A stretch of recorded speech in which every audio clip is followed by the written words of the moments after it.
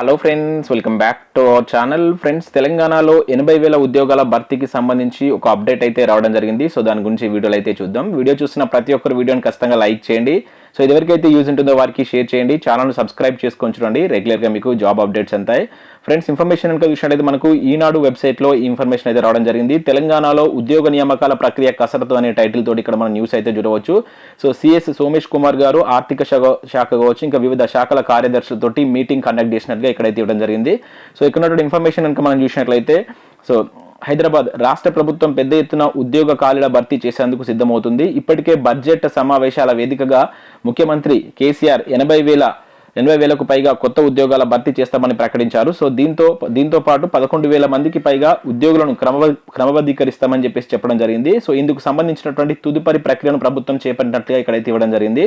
So ముందుగా ఆయా శాఖల ఖాళీల ప్రక్రియను పూర్తయినటువంటి నేపథ్యంలో భర్తీకి సంబంధించినటువంటి ఆర్థిక శాఖ ఉత్తర్వులు జారీ చేయాల్సి అయితే ఉంది. సో మనకు రీసెంట్గా కూడా చాలా న్యూస్ పేపర్లో సో మనకు ఆర్థిక శాఖ నుంచి ఏదైతే అనుమతి వచ్చిన వెంటనే వీటికి సంబంధించిన నోటిఫికేషన్స్ ఇస్తారని చెప్పేసి అయితే మనం చూసాం. అయితే ఇక్కడ కూడా సేమ్ ఆర్థిక శాఖ ఉత్తర్వులు అయితే జారీ చేయాల్సి ఉంది.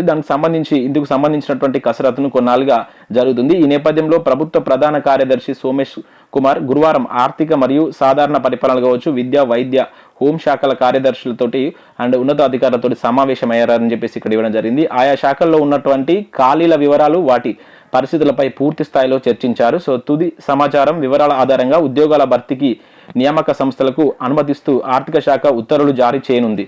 సో అనంతరం ఆయా సంస్థల నియామక ప్రక్రియను ప్రారంభిస్తాయని చెప్పేసి అయితే ఇవ్వడం జరిగింది. సో వీటికి సంబంధించి ఒక ఫైనల్ మీటింగ్ అనుకోవచ్చు. సో ఈ మీటింగ్లో దీనికి సంబంధించినటువంటి సో ఆ విషయాలు పూర్తి స్థాయిలో చర్చించిన తర్వాత సో ఆయా శాఖకు సంబంధించి మనకు ఆర్థిక శాఖ అయితే ఉత్తర్వులు జారీ చేయనుంది అంటే ఇక్కడ ఇచ్చారు. సో తర్వాత వాటికి సంబంధించినటువంటి రిక్రూట్మెంట్ బోర్డ్స్ ఉంటాయి కదా, వాటి నుంచి మనకు వరుసగా నోటిఫికేషన్స్ వచ్చేటువంటి ఛాన్స్ అయితే ఉంది. సో ఇది మనకు ఈనాడు న్యూస్ పేపర్లో వచ్చినటువంటి అప్డేట్. సో నచ్చినట్లయితే వీడియోని లైక్ చేసి షేర్ చేయండి. ఛానల్ సబ్స్క్రైబ్ చేసుకొని చూడండి. రెగ్యులర్గా మీకు జాబ్ అప్డేట్స్ అంతాయి. Thanks for watching. Thank you.